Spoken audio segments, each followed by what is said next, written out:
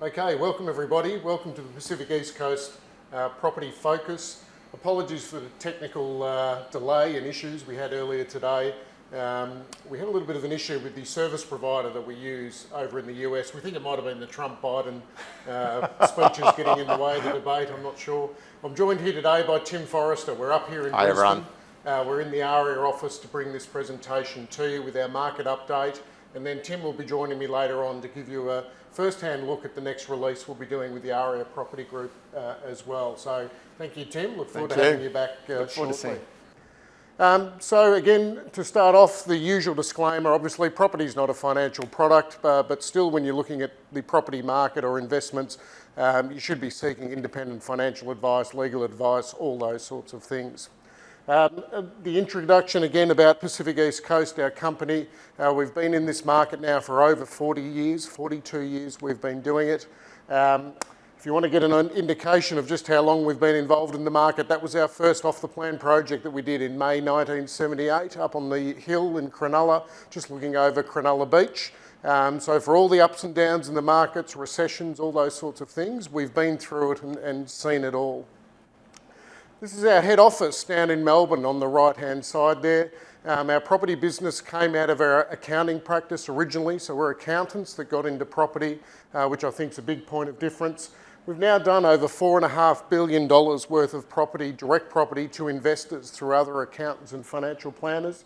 And I guess the big news for us here today is our head office is in Melbourne, but just recently, probably about 6 weeks ago, myself and my family and Richard Bornan, our other director from Pacific East Coast, and his family have relocated up here to Brisbane, and we're working out of our Brisbane office. There's going to be a lot of market information and data that'll talk about that story and the effects on the market as it evolves. Getting straight into the market data, and this is probably what you're most interested in with our research and what's been happening over this chaotic 6 months of COVID. What I'm going to start with though is a little bit of history. This is the February 2020 house and unit prices. If I just move over here a little bit, you've got all the way Darwin, Hobart, Canberra, Perth, Adelaide, Brisbane, Melbourne, Sydney, and you can see the values of those markets heading from your right to left. So these are the pre-COVID numbers. These are the average house prices and unit prices in February 2020.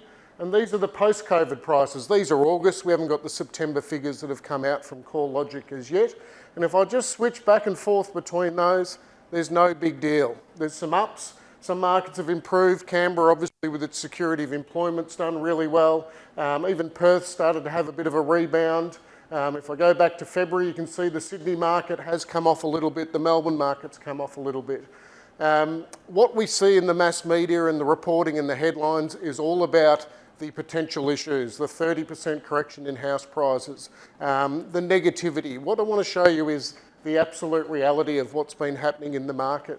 And again, these figures are hot off the press, and we're focusing on Sydney, Melbourne and Brisbane with this data. So the last 3 months, the Sydney market's dropped a bit over 2%. The Melbourne market's corrected almost 3.5%, and Brisbane here less than 1%. So really a bit of a neutral market. It's amazing the amount of headlines and media we get on those figures about what's been happening in this tail end of COVID. If I go to the 12 months performance though, Sydney is almost 10% higher than it was a year ago. Melbourne almost 6% and Brisbane 3.5%. So I just want that reality, and I want, I guess, our clients to sink in that there is plenty of value in the market. Overall, the market is worth considerably more in the big three cities than it was 12 months ago. Again, and we've been reporting this now for many years, as the growth has particularly come into the Sydney and Melbourne market, the yields have dropped. Not because of a lack of demand or anything like that, but because of the big capital gains those markets have had. So again, probably down here on the right-hand side, we're looking at the Brisbane market really favourably from an income point of view. And today's presentation is going to have a lot to do with the value of debt and credit and that income potential of the properties as well. So obviously our favourite market from that income potential is going to be that Brisbane unit market up at over 5%. With an interest rate around 3%, there's some really great numbers and performance there. Overall, consumer sentiment, again, this is going to be, I guess our position is trying to highlight some of the positivity in there. Most importantly, the consumer sentiment rose 18% just last month. And that's obviously as Sydney in particular and Brisbane, these bigger cities, were waking up out of the COVID slumber, even though Melbourne's still lagging down around there. Now, we're not quite back to neutral at 100 on the index, but we are up just under 94 points. Of all those consumer sentiment indexes, time to buy a major household item, the one we care about though is the time to buy a dwelling. And we can see here it's September, 110.5. So a positive figure. There's positive sentiment about it being time to buy a dwelling. And even compared to 2 years ago, in September 2018, it was 103.5. So we've actually got more confidence in buying a dwelling now than we did 2 years ago. Why is that confidence out there? And again, it's not been widely reported because there's so much cash in the system. There's still equity in the homes. The homes, as I said, are worth more today than the family homes, worth more today than it was a year ago. And we've had this huge stimulus and cash wash through our economy. On top of that as well, we've also had the 5 interest rate cuts. So all of the numbers are getting really finely tuned. You can see here, if I move over to the other side, and again, this is a really interesting figure, the household savings ratio has gone through the roof. We're saving about 20% of our income, which the last time we were doing that was back in the late 60s, early 1970s. Even during the GFC, the conservatism of the GFC, we were saving about 10% of our household income. The reason I think we've doubled it up to 20% is we physically can't spend the money. We can't get out to a restaurant. We can't head overseas. So there is this real silent majority out there. We're hearing, and we've got great sympathy for all those industries, be they tourism, hospitality, all those sorts of industries that are really suffering. But there is a big silent majority of people who have maintained their jobs, maintained their income, and they just don't have the ability to be spending that money. The borders are closed, they can't get overseas. And there's some psychology of frustration of sitting with that money, that when you do open the cage, people are going to come out and be wanting to invest and spend those dollars as well. We do a lot of work with My Mortgage Freedom, one of the biggest independent brokers in Australia. Interestingly enough, they say on average they usually have about 15 clients at any one time waiting in pre-approval, waiting with approvals, a loan approval to purchase a home. To date, I think they've got about 65 clients that are waiting with finance approved in place, waiting for that market to open up.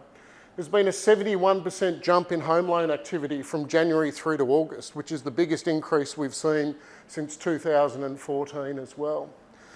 So we're hearing recession and all the reality that goes along with that. Where's the money coming from?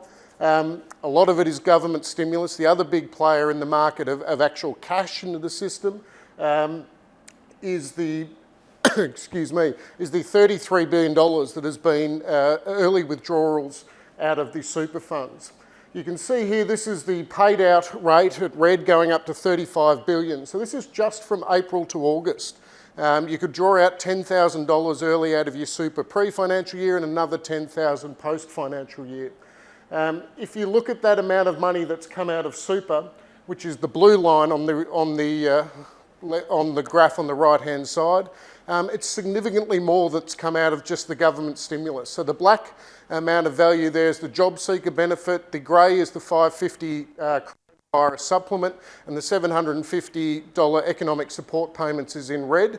And then you've got this huge amount of money that's been taken early out of super. And that's not just people that have needed it to pay the rent, to buy food, put food on the table. Such a big number have taken advantage of that. At $20,000, it's about 1.5 million people that may have taken early access to the super, and this money is sitting here right now. There's that extra money that's sitting there in the system, and we're now, again, looking at interest rates decreasing even further. The one thing we look for confidence as property investors is stability in the interest rate outlook. And I think there's a real desire from the Reserve Bank government for us to be, for all of us to be really confident that the interest rates are going to be tied to the floor for some time to come, to give us the confidence to invest. So on the left-hand side there, we're currently sitting at our current interest rate. We're looking at a drop next week, next Tuesday, and there's even some lenders today as we speak doing a preemptive drop on that. That steady line is exactly what we're looking for. One of the biggest influences, I think, in the market moving forward will be the credit factor, will be the cost of borrowing, and then for us to make recommendations into market that provide those higher incomes. And there's been a lot of changes, and some of them just really recently that you will have seen in the headlines to do with responsible lending and all those sorts of things. But the first thing that happened was the changes or the detuning of some of the APRA tools. The weighted average assessment rate for a mortgage serviceability in 2019 was about 7.25%. So regardless of what the interest rate was, if you and a husband or wife headed into the bank to borrow X amount of dollars, they stress tested you at 7.25% interest rate. With the reduction in interest rates, most banks now are using 5%, and that detuning of APRA as well. So this is a significant boost to borrowing. Nothing can have changed in your life, and in the coming months, the banks will be giving you more money than you could have got in the last year. The 2019 version of You tested at 7.25%, and we got these figures from My Mortgage Freedom. If you're a single person earning $100,000 per annum, the maximum borrowing the banks would give you would be $600,000. Still, pretty good going. So this is only 12 months ago. The 2020 version of You will only be tested at 5%. So nothing's changed in your life. You're still the single you. You're still earning $100,000 per annum, but the bank's going to give you $740,000. That extra money is going to go into the property market. That's where it's heading. There is absolutely no doubt about that. So you've got more buying power. Your buying power has increased by about 23% just due to these changes in regulations. This will be one of the most powerful things to come into the market. The other thing, the restrictions that came into the credit market over the last few years, and this was mainly post-GFC with all the issues in the US about subprime, the slowdown in the market that we had because of this lack of credit availability was man-made. When the market started to slow down last year, it wasn't because there was an issue with supply and demand was out of whack or unemployment was through the roof. The issue was the credit availability. So it was really in late 2014 that the banks started to cut back and reduce what you could borrow by about 20%. And they went really deep into your personal lifestyle. These were the days where you'd go in to ask the bank to borrow some money, and they'd be looking at what you spend on Foxtel and how many Ubers you have a month and all these really silly restrictions. And many of the banks now have admitted that they did put the brakes on a little bit too hard. That correction that we saw in the market just because of the credit tightening up is here on the right-hand side, that dip that we had in 2018-19. And again, that's the annual change in dwelling values over the last 20 years. You can see on the front right-hand side that the 2020 market's actually outperformed that late 18-19 market, which was all to do with credit. This slide up here behind me was from our Focus on Property presentation we did last year.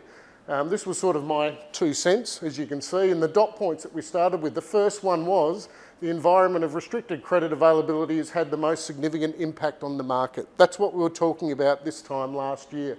And some other curly ones like the political stability. This was back in the days of Bill Shorten wanting to attack us on every front as well. The responsible lending laws, as you would have read a lot about over the last couple of weeks, have now been removed. This will have a huge effect on the residential market as well. And there's been some commentary that are we going back to cowboy days? Are the bank's going to be throwing money at us and everyone's going to be over-geared and over-leveraged? There is no way that will happen. What we're looking at doing is speeding up the ability of getting credit, speeding up the process. The removal of the responsible lending laws, they were there to begin with for fairly legitimate reasons, but the lenders became too cautious after the Royal Banking Commission. It was almost like the pre-deregulation days, back in the days where the banks would really only lend to the people who didn't need the money. That was where we were heading, and that tightens up and reduces the property market. As Chris Joy said here on the right-hand side from the Australian Fin Review, his comment there, don't be worried about the banks behaving badly because APRA's rules and regulations are still in there, are much tougher and far more prescriptive than the poorly drafted responsible lending laws. And we've seen that where they've tried to enforce them with people like Westpac Bank and have lost 2 appeals through the courts as well. So this easier access to credit at lower interest rates, you're getting higher borrowing amounts. All of this money is going to go into the value of the residential market. If you go to an auction this weekend and you're earning 100,000, your maximum bid was 600. This weekend it'll be 740,000 compared to this time last year. The market will move on the back of this. This is just to finish on all of, I guess, that credit, a real world example. This is a townhouse we actually put one of our clients into just yesterday up here in Brisbane. It's a completed townhouse, so there are no forecasts or figures in this. All of this is reality. And just very quickly, the property value was it's a big 4-bedroom, 3-bathroom townhome in the middle ring of Brisbane, $990,000. I know it's a lot of numbers and our advisors know what they're looking at, but this is borrowing 100% LVR. So the client's paying $990,000 for the property. They're borrowing the maximum amount, $990,000. Even borrowing all of the money, it's $1,000 cash flow positive after tax each month. It's $12,000 cash flow positive in the first year. Also very important, the pre-tax cash flow. Before you've headed off to the tax man on your 47% marginal tax rate, it's cash flow positive as well. These are extraordinary numbers. Certainly in my lifetime, we haven't been able to invest with some income and then waiting for the capital growth. It's a different, I guess, rules of engagement. And that probably leads me into the Brisbane market, which is going to be one of our key markets. As many of you know, our advisors and referral clients, we've been up here solidly for probably the last 4 or 5 years, recommending Brisbane because of that price gap to Melbourne and Sydney. We've been waiting for that trigger for the Brisbane market to take off. Our clients already have made really great money up here, but we're waiting for the market to move as a whole. And I think we're as prime as we can be with all of that perfect storm coming into the Brisbane market at the moment. And I guess the opening line here, and this is a little bit to do with our personal situation as well of relocating our head office and families up here as well. Whether you agree or disagree with the politics of what's happened with the borders, the one thing that you would have to agree on is that Queensland, from an economy point of view, from a state health point of view, is far ahead of everyone else. It's done extremely well, and you can just see there that percentage infected rate, Queensland at 0.02 compared to Victoria that's up at 0.3. We're very cautious and sympathetic about the health implications. As property people, we really care as well about the economic implications of those. There's just recently in the last couple of weeks, the NHFIC, the National Housing Finance and Investment Corporation, has just released a full detailed report on Australia's population and housing demand. One of the big pickups out of this report, and one of the big focuses down here, is on house prices. And this report made it into the newspapers, but it was all about the international borders being closed and the negativity of that, and Melbourne and Sydney could suffer because of the international migration. A great part of this report that, of course, didn't get picked up in the media is that Queensland will be a big beneficiary of the domestic and interstate migration that will happen during and post-COVID, and that I guess myself and Richard and our families are a living example of as well. So all we really, I think, focus on and care about up in any market, but particularly in Brisbane at the moment, is supply and demand. If supply and demand is right, we will see growth in the market. And the figures I'm going to give you on Brisbane are really extraordinary. Again, this is a slide, and I know a lot of our advisors will remember this slide when I put it up in 2019, really because it's such a messy slide and probably a bit complicated of what's going on there in the data. But this is showing the correlation between interstate migration between Sydney and Brisbane in particular, and the median house price.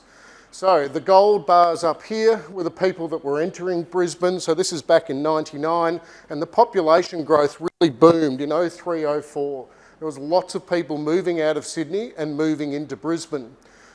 These are people leaving Sydney, these are people moving into Brisbane. So what happens with the price, the house price? It goes through the roof because of that relocation of the population. Demand goes through the roof, in particular. The interesting thing up here, and this is a price point that's indexed, just pre-GFC, an indexed house price in Sydney, $1 million home, the equivalent in Brisbane was about $880,000.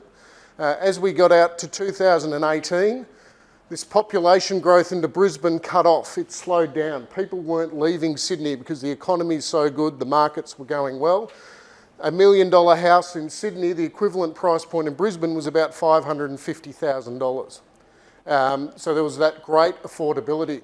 We were talking about this in 2019 because the numbers were starting to increase. This is pre-COVID, nothing to do with COVID. You had, I guess, economic refugees moving out of Sydney. The house price was way too high.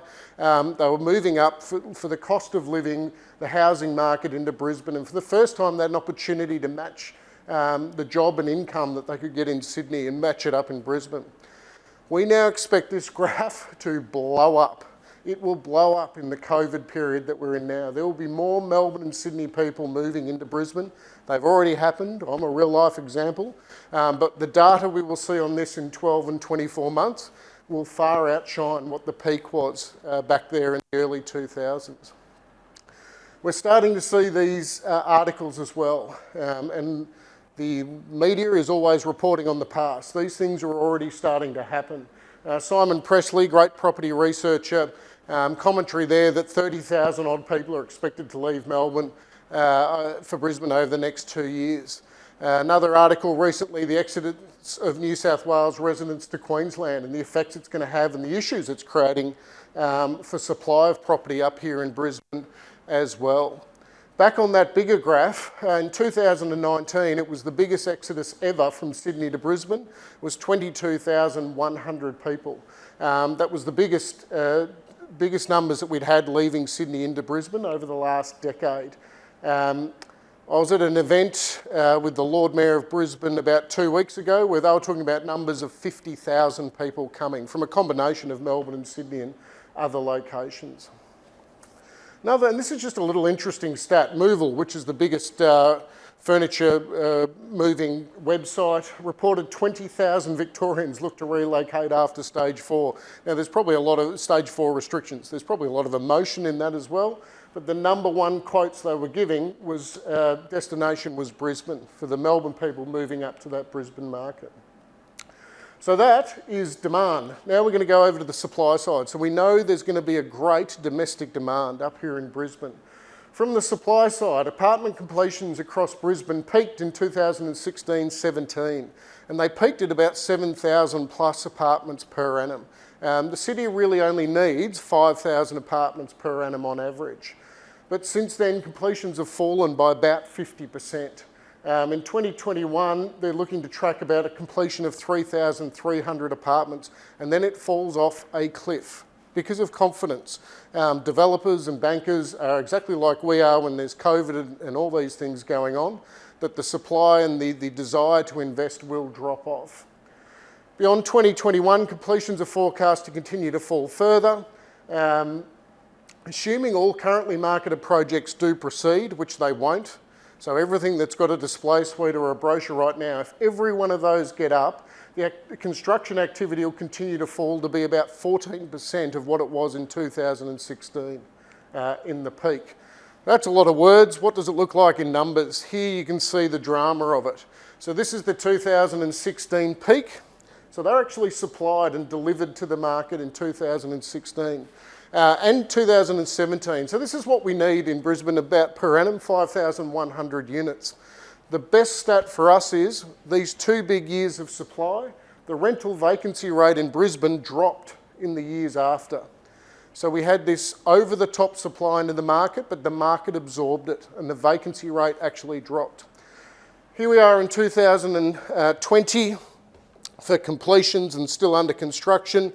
And then we drop down to literally nothing. And Tim will talk to you a little bit more about what's happening locally in the certain markets of Brisbane that we're recommending, where the outlook for supply is only in the hundreds. There's no thousands coming on. So we know domestic demand's going to increase dramatically and the supply is falling really off a cliff. And there's not much we can do about it to get it recovered. So what's the forecast for the Brisbane market? And this was done by Bill Evans and Westpac. There was a lot of media on this. 20% increase in the Brisbane property market. Now that's not everywhere, there's 100 different markets plus in Brisbane. Again, the product's so important and the local market within Brisbane's important, but they're looking for Brisbane to be the best performer over the next 2 or 3 years. Behind that is Perth, which is coming off from a recovery as well, and then dropping down in sort of Sydney and Melbourne into 14 and 12% increases in value. So everything's really primed, I think, for that Brisbane market to make a move. And just to finish, and on, I guess, the big white screen, particularly even in the last couple of weeks, almost since we sent the invite out to you for our event, the market is beginning to move. We're starting to see the headlines come through. Once it's in the papers, it's already happening. So we really do urge you, you've got to be properly qualified, be property ready, working with your advisor. But particularly up here in the Brisbane market, now is the time to act. Waiting another 6 to 12 months to see what happens in the new year, I believe, and I honestly believe, the Brisbane market will have moved. It will have run, it will have jumped. Talking to the Ray White guys here locally in Brisbane, they did more sales over $5 million during COVID than they did in all of 2019. Their last 18 auctions have sold under the hammer, 18 out of 18. We're seeing all this data, the reports from Westpac, the big brains of Australian economics as well, the Chris Joys. It's all really starting to build momentum. We do have the product here now available for you. We didn't do this market update in May when we'd normally do it because Pacific East Coast didn't know enough. There wasn't enough information. We didn't know where COVID was heading and what the economic consequences were. We've got real confidence now that we know enough information of what's happening that we can make these recommendations. So thank you very much. Again, apologies for the technical issues this morning, but you've now got the recording you can keep on file. In this email link as well, email that we've sent to you, there's some links there to request specific information on each of the projects. The AREA one will be launching in 2 weeks' time, probably the end of next week. That one will be available. Price ranges from mid to high 400,000s for a 1-bedroom, up to the early 800s for the best 2-bedroom on the front with the panoramic river view, and the 3-bedrooms as well with those views, really starting in the late 800s up into the 1.2 to 1.3 million, depending on your level as well. The townhome product, as well as Evan covered off with you, great buying in the mid 600s with that supportive cash flow in that really protected middle ring area of Melbourne. So thank you very much. I hope you enjoyed today. Again, apologies for the delay and technical issues, but appreciate your time. Thank you.